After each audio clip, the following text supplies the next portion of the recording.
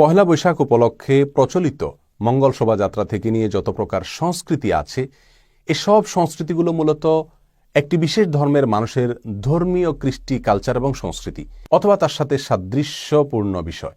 আরেকজন মুসলমানের জন্য অন্য কোনো ধর্মের মানুষের ধর্মীয় কৃষ্টি, কালচার, সংস্কৃতিকে অথবা তার সাথে সাদৃশ্যপূর্ণ কোনো কিছুকে গ্রহণ করা কোনো অবস্থাতেই জায়েজ নাই।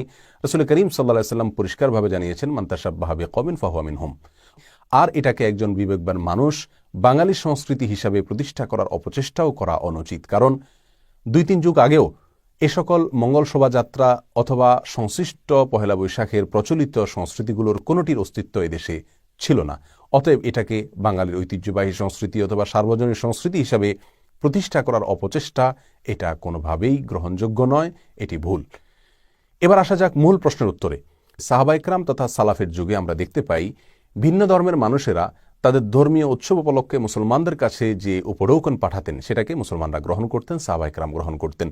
ইমাম ইবনে তাইমিয়া রাহিমাহুল্লাহ এই প্রসঙ্গে আলী ইবনে আবি তালেব রাদিয়াল্লাহু তাআলা আনহুর একটি ঘটনা উল্লেখ করতে গিয়ে বলেছেন যে তিনি নাইরুজ উপলক্ষে তাদের পাঠানো উপঢৌকনকে তিনি গ্রহণ করেছেন।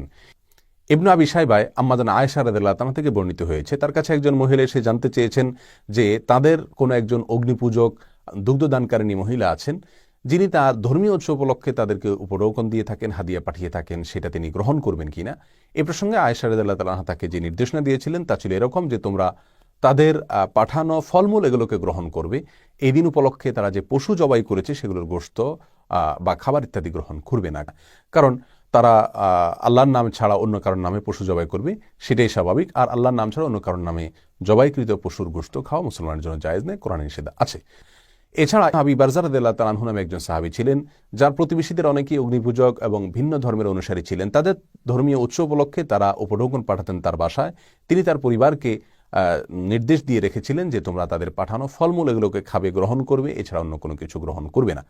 এই সকল ঘটনাগুলোকে সামনে রাখলে যে বিষয়টি আমাদের কাছে পরিষ্কার হয় তা হলো, উপলক্ষ যদি নিষিদ্ধ হয় এবং খারাপ কোনো উপলক্ষও হয়, তথাপি যদি সেই উপলক্ষকে কেন্দ্র করে কোনো উপঢৌকন দেওয়া হয়, সেই উপঢৌকনটার ভেতরে যদি মন্দ কোনো বিষয় দিক না থাকে, হারাম কোনো বিষয় না থাকে, সরাসরি উপঢৌকনটা যদি ব্যবহার করা হারাম না থাকে, তাহলে সেটা গ্রহণ করাতে ইসলামী শরিয়াতে বাধা বা নিষেধ নাই।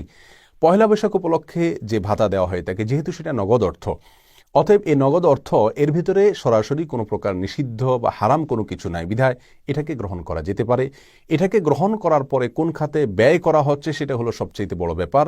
আর এটা গ্রহণ করার মাধ্যমে পহেলা বৈশাখ কেন্দ্রিক যে সকল অপসংস্কৃতি এবং ইসলাম বিরোধী কৃষ্টি, কালচার এবং সংস্কৃতি প্রচলিত আছে সেগুলোর কোনো প্রকার সহায়তা হয় কিনা সেটা হলো বড় বিষয় এবং দেখার বিষয়।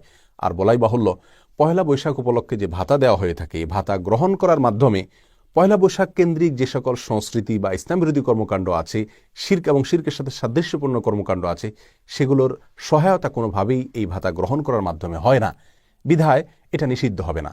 শুধুমাত্র যে বিষয়টি নিশ্চিত করতে হবে গ্রহীতাকে, সেটা হলো তিনি এই ভাতার টাকা দিয়ে মঙ্গল শোভাযাত্রা বা পহেলা বৈশাখ কেন্দ্রিক যত অন্যায় অথবা সাধারণ যত অন্যায় হতে পারে সেগুলোর কোনো কাজে তিনি এই টাকা, এই ভাতা ব্যবহার করবেন না।